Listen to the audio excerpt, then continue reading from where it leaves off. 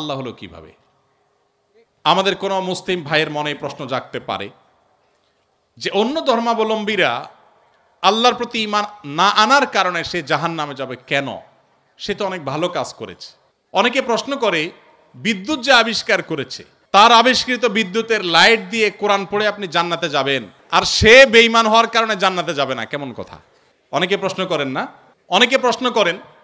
এই টাইপের আরো অনেক প্রশ্ন আছে, আমি আর উদাহরণে যাচ্ছি না, একটা দিয়ে আপনারা আশা করি বুঝতে পেরেছেন। খুব ইন্টারেস্টিং প্রশ্ন কিন্তু। যার বিদ্যুতের আলো দিয়ে কোরআন পড়ে পড়ে আপনি জান্নাতে যাবেন, সেই বিদ্যুতের আবিষ্কারক তিনি শুধু মুসলিম না হওয়ার কারণে জান্নাতে যাবেন না, কেমন যৌক্তিক কথা?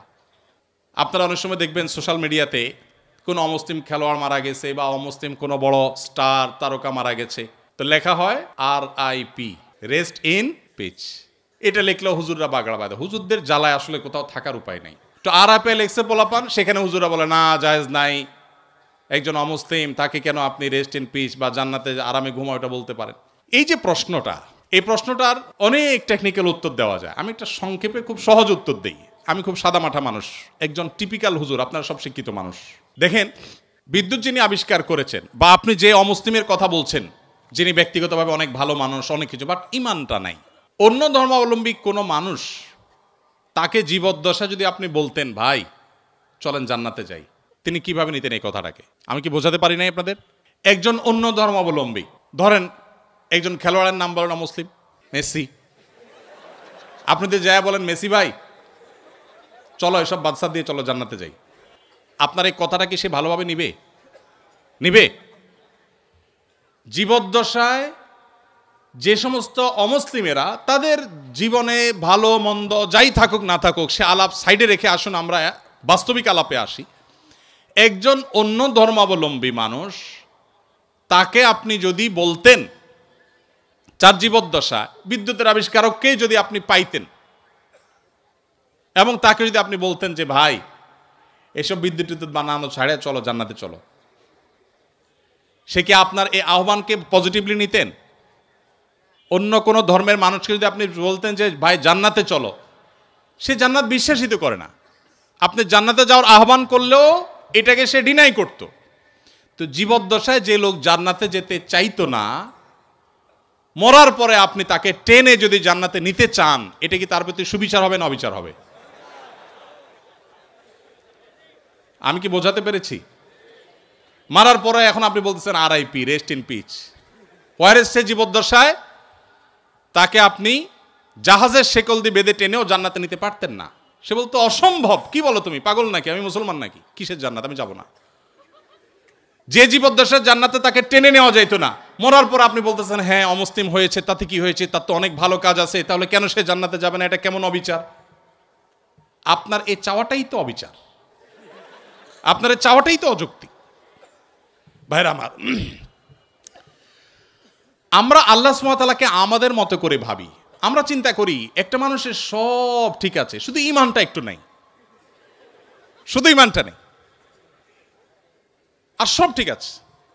শুধু ঠিক আছে না, আমাদের মুসলমানদের চাইতে অনেক বেশি ডিসিপ্লিন মেনটেন করে, অনেক মাশাআল্লাহ তাদের আচার আচরণ সুন্দর, পারতপক্ষে কোনো পশুকে কষ্ট দেয় না, যদিও মুসলমানকে বোমা মারে, অনেক ভালো ভালো গুণ আছে। এত ভালো একটা মানুষ, এরা জান্নাতে যাবে না, কেমন কথা হলো? সবই আছে, শুধু ঈমানটা নেই। ব্যাপারটা কেমন হয়েছে? ধরুন এই যে মোবাইল ব্যাংকিং, নগদ, বিকাশ, সেটা এম ক্যাশ, অনেকগুলো আছে।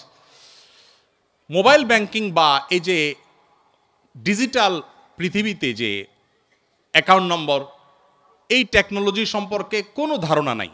আফ্রিকার জঙ্গল থেকে একটা মানুষকে আপনি তুলে আনলেন, যেই লোকটা, বা আফ্রিকার জঙ্গল যাওয়া লাগবে না, আমাদের দেশে এখনো অনেক মানুষ এমন থাকতে পারে, কোনো গ্রামে গঞ্জের চিপা চাপায় এমন কোনো মুরব্বী বৃদ্ধ মানুষ থাকতে পারে যে এগুলো কিছু বুঝেন না, যে নাম্বারগুলা ভ্যালু কি। এরকম কোনো মানুষের সামনে ধরুন দুটা লোক ঝগড়া করছে তাদের পাওনা টাকা নিয়ে, একজন পাওনাদার আর একজন দেনাদার। পাওনাদার ঝগড়া করছে যে আমি যেই নাম্বার দিলাম তুমি সেই নাম্বারে টাকাটা না দিয়ে আরেক নাম্বার দিছো, তুমি এত বড় একটা ভুল করলা, টাকাটা আমি পাইলাম না, আমার দরকার ছিল, তোমার সাথে কমিটমেন্ট ছিল, তুমি দিবা, কেন দিলা না? এটা নিয়ে তিনি খুব ঝামেলা করছেন। আর ওই বেচারা বলতেছে, ভাই সবই ঠিক আছে, শুধু একটা ডিজিট ভুল হয়েছিল, জাস্ট একটা ডিজিট। টাকা তো আমি ভাই পুরাটাই দিছি, 10,000 10,000 দিছি, একটা ডিজিট ভুল হয়েছে, এত চিল্লাচিল্লি কি আছে ভাই? আরেক ভদ্রলোক তিনিও দেনাদার, তিনি 10,000 জায়গায় মাত্র 2,000 দিয়েছেন, তিনিও 10,000 দেনা ছিলেন। তার ব্যাপারে সে এতটা রাগারাগি করছে না, বলছে ভাই 2,000 দিছো, তাও তো দিছো, আমার অ্যাকাউন্টে আসছে ঠিক মতো, ভালো, আর বাকিটা দিয়ে দিও টাইম মতো, ঠিক আছে। এখন ওই যে বৃদ্ধ চাচা, যে এই টেকনোলজি সম্পর্কে কোনো ধারণা নাই, সে চাচা এসে এখন বলতেছে, ভাই একটা লোক 2,000 দিল, তুমি খুশি হয়ে গেলা, আর এই বেচারা 10,000 দিল, 10,000 দিছে, পুরাটাই দিছে, লাগলে আরো 2,000 হয়তো বাড়াইয়াও দিছে, শুধু একটা ডিজিটের ভুলের কারণে এত চেতাচেতির কি আছে? এই চাচাকে কেউ বুঝাইতে পারবে? কেন বুঝাইতে পারবে না? কারণ এই টেকনোলজিটা তার জানা নাই। ভাইরা আমার, আমাদের অনেক বন্ধু আছেন যারা আল্লাহর অনেক বিধানকে, শরিয়ার অনেক বিধানকে, কোরআনের অনেক নির্দেশকে তাদের লজিক দিয়ে তারা বিচার করে। এটা তো ইলজিক্যাল, এটা তো অযৌক্তিক। আরে ভাই, আরবিতে একটা প্রবাদ আছে, আল ইনসানু আদা উল্লিমা জাহিলু, মানুষের কাছে যে বিষয়ে অজানা থাকে সেটা তার কাছে শত্রু মনে হয়। আপনি যে টেকনোলজি জানবেন না সেটা আপনার কাছে ইলজিক্যাল মনে হবে। বিদ্যুৎ আবিষ্কার হয়েছে আজ থেকে কত বছর আগে? কত বছর আগে? যতশো বছর আগেই হোক, ধরেন 500 বছর আগের পৃথিবীর কোনো মানুষ, বিদ্যুৎ আবিষ্কার হওয়ার আগের পৃথিবীর কোনো মানুষ, তাকে যদি বলা হতো যে এখানে ওয়ালে একটা সুইচ আছে, এখানে টিপ দিলে ওই 20 হাত দূরে ফ্যান ঘোরা শুরু করবে, এটা যদি বলা হতো, তার কাছে এই কথাটা কি লজিক্যাল হতো না ইলজিক্যাল হতো? লজিক্যাল হতো। সে বলতো হাস্যকর, তাই না? ফেসবুকীয় ভাষায় সে বলতো কি, জাস্ট হাস্যকর। টিপ দিবা এখানে ওয়ালে, ফ্যান ঘুরবে 20 হাত দূরে, কিভাবে সম্ভব? ফালতু কথা, গল্পের আর জায়গা পাও না মিয়া। কারণ সেই টেকনোলজিটা জানা নাই। মানুষের তৈরি টেকনোলজি সম্পর্কে এতটুকু গ্যাপ থাকার কারণে যদি কোনো কিছু তার কাছে ইলজিক্যাল মনে হয়, মানুষের সৃষ্টিকর্তা, মানুষের এই ব্রেইনের সৃষ্টিকর্তা আল্লাহ রাব্বুল আলামিনের কাছে তার কোনো আদেশ, তার কোনো নিষেধ, এটার যৌক্তিকতা বাহ্যিক দৃষ্টিকোণে আমার বুঝে আসছে না, তার টেকনোলজি আমি ধরতে পারছি না। ওই যে একটা ডিজিটে বললে কি হয়েছে, শুধু ইমান নাই তাতে কি হয়েছে, এই টাইপের কথাবার্তা অনেকটা সেরকম শিশুসুলভ কথাবার্তা। আল্লাহ তাআলা আমাদেরকে বোঝার তৌফিক দান করুন। ভাইরা আমার, অনেক কথাই বলা যাবে, সময় অনেক গড়িয়ে গেছে, রাত হয়েছে, আমার করতে হবে। ইমানটা আসলে সারেন্ডার করার নাম, আত্মসমর্পণ করার নাম। মানুষ নিজের বিবেক বুদ্ধি দিয়ে আল্লাহ তাআলাকে জাজ করতে চায়। আমাদের তরুণরা, আপনারা বয়সে বেশিরভাগ এখানে আমাদের টিচারদার যারা আছেন, আমার পিতৃতুল্য, বড় ভাই তুল্য, তারা বাদে বাকি যারা আছেন সবাই স্টুডেন্ট। আপনারা এই বয়সটাতে অনেক হেয়ালিপনা আসে। ওই যে বৃদ্ধ চাচার মতো ডিজিটের হিসাব কষাকষি শুরু হয়, আল্লাহর সাথে পাল্লা দেয়া দেই শুরু হয়। আল্লাহ এটা কেন বললেন, ওইটা কেন বললেন? ভাই, আল্লাহ রাব্বুল আলামিন কেউ যদি অমুসলিমের ঘরে জন্ম নেয়, আল্লাহ তাআলাকে যদি সুস্থ বিবেক বুদ্ধি দিয়ে থাকেন, তিনি অসুস্থ না হন মানসিকভাবে, শুধুমাত্র তার কাছে এই জিজ্ঞাসা থাকবে তার বিবেক তার সৃষ্টিকর্তার পথে তারে পথ নির্দেশ করেছে কি করে নেই। যদি করে থাকে, আল্লাহর একত্ববাদের বিশ্বাসটা শুধু থাকে, আর কোনো বিধান আল্লাহর নাও মানে, গতানুগতিকভাবে সে মুসলমান নাও হয়, তার কাছে ইসলামের দাওয়াত যদি না যায়, তাহলে সে ইসলামের সহিত দৃষ্টিকোণ থেকে মুক্তি পেয়ে যাবে আখিরাতে। আল্লাহ তাআলা কারোর প্রতি জুলুম করবেন না, কারোর প্রতি জুলুম করবেন না। এই টাইপের অনেক প্রশ্ন আছে। গত 4-5 দিন আগে, সম্ভবত গত বুধবারে, ডেনমার্কের কোপেনহেগেনে একটা প্রোগ্রামে এক ভাই, প্রশ্ন দেখে বুঝলাম যে নাস্তিক ভাইটা 10-15টা প্রশ্ন করেছেন। এদিকে আমার ফ্লাইটের টাইম কাছাই গেছে, আমি ওই প্রশ্নগুলো টাচই করতে পারি না, খুব দুঃখ রয়ে গেছে আমার মনে। এই সবগুলো প্রশ্নের গোড়া এক জায়গায়, সেটা হলো যে নিজের বিবেক দিয়ে আল্লাহকে বোঝার চেষ্টা করা, আল্লামা ইকবালের নাম আপনারা শুনেছেন, ভারতবর্ষের একজন বড় কবি ছিলেন। আল্লামা ইকবাল বলেছেন, জু সমঝ মে আ গই ও ফির খুদা কিউ কর হুয়া। যাকে আপনার বিবেক দিয়ে ক্যাপচার করে ফেলতে পেরেছেন, আয়ত্ত করে ফেলতে পেরেছেন, সে আবার আল্লাহ হলো কিভাবে? আল্লাহ তো সে অসীম সত্তার নাম, যে অসীম সত্তাকে আপনার আমার বিবেক দিয়ে, আমার বুদ্ধি দিয়ে তার সকল আদেশ নিষেধের সকল তত্ত্বের যৌক্তিকতা আমরা ধরতে পারবো না। এটাই তো আল্লাহর অসীমত্বের পরিচয়। একজন অধীনস্থ যদি একজন মালিকের সকল কাজের সকল পলিসির যৌক্তিকতা তার মাথায় না ধরে, হতে পারে না। কোম্পানির মালিক আর কোম্পানির একজন ড্রাইভার, এখানে আমার বড় ভাই ডাক্তার মহিউদ্দিন ভাই আছেন, এত বড় প্রতিষ্ঠানের মালিক, এতগুলো মেডিকেল কলেজ, এতগুলো মানুষ তার কাজ করে। এখন উনি যদি ওনার একজন সাধারণ কর্মচারীকে বলেন এই জিনিসটা অমুক জায়গা দিয়ে আসো, ওইটা অমুক জায়গা নিয়ে আসো, সে যদি বলে স্যার কেন করব? যদি বলে যে অমুক রেটা দিয়ে আসো, স্যার কেন দিয়ে আসবো? কথায় কথা যদি সে স্যার কেন বলে, তাহলে এই মায়ের খাওয়ার উপযুক্ত হবে কি হবে না?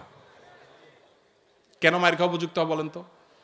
আরে মিয়া, আমার সব কেন যদি তুমি বুঝে যাইতা, তাহলে তুমি তো ডাক্তার মহিউদ্দিন হয়ে যেতা, তাহলে তুমি তো আকিস গ্রুপের চেয়ারম্যান হয়ে যেতা, তাহলে তুমি তো শত শত হাজার হাজার কোটি টাকা বিজনেস করতে পারতা। আমার সব কিছুর যৌক্তিকতা তোমার বুঝে আসবে না। তুমি আমার জায়গায় আসতে বহু সময় লাগবে, আমার এই বয়স পার হয়েছে এগুলো বুঝতে বুঝতে। এটা যদি হয় একজন মানুষের তফাৎ, সেখানে সৃষ্টি হয়ে আল্লাহর সমস্ত আদেশ আমার বুঝতে হবে, আমার বুঝে আসে নাই, তাহলে আমি কেন মানবো?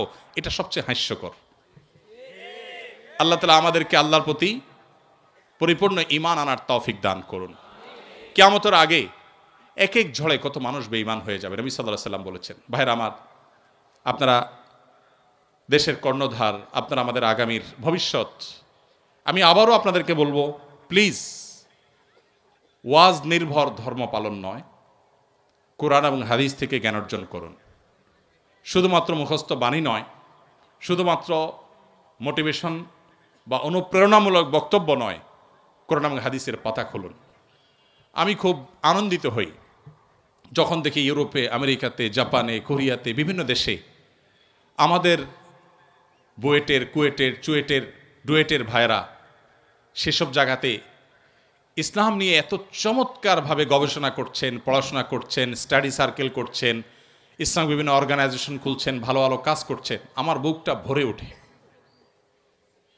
আমি ঈর্ষান্বিত হই যে আমি গতানুগতিক মাদ্রাসা পড়ুয়া হয়েও জান্নাতের দৌড়ে, ইসলাম প্রচারের দৌড়ে কোনো কোনো ক্ষেত্রে মনে হয় আমার এই সমস্ত ভাইরা অনেকে আমার চেয়ে এগিয়ে আছেন। আজকে আপনারা যারা আমার কথা শুনছেন, আমি আপনাদের সবাইকে, আমার বোনরা যারা আমার পর্দার আড়াল থেকে আমার কথা শুনছেন, আপনাদের সবাইকে আমাদের আহ্বান রাখতে চাই, আপনি বাঘের বাচ্চা মুসলমান, আপনি ওমর রাদিয়াল্লাহু তাআলার সন্তান, আবু বকরের সন্তান, আপনি স্পেন বিজয়ী তারেক বিন জিয়াদের সন্তান। মেডিকেল সায়েন্স থেকে নিয়ে কোরআনিক সায়েন্স পর্যন্ত এমন কোনো সেক্টর না যে সেক্টরে মুসলমানদের সোনালী অতীত ছিল না। সেটিকে উদ্ধার করবার জন্য আপনার নিজেকে আগে আপনার ইসলামটা বুঝতে হবে। আপনি বুঝে শুনে পড়াশোনা করে মুসলমান হতে হবে। সেই চেষ্টাটা আপনারা করবেন, সে আমার আহ্বান রইল। আপনাদের যে সমস্ত প্রশ্নের উত্তর আমি দিতে পারলাম না সময়ের অভাবের কারণে, এই সবগুলো প্রশ্ন আমি নিয়ে যাচ্ছি। আমি কোথাও কোনো প্রশ্ন সাধারণত ফেলি না। রিপিটেড প্রশ্ন না থাকলে সে প্রশ্নগুলো উত্তর দেওয়ার চেষ্টা করি। আমার মনে চাইছিল উত্তর দিতে, কিন্তু রাত অনেক গড়িয়েছে, আপনাদের ঘুমোতে হবে, আমার ফজরের পরে মিটিং আছে, যার কারণে আমাকে দৌড়াতে হবে।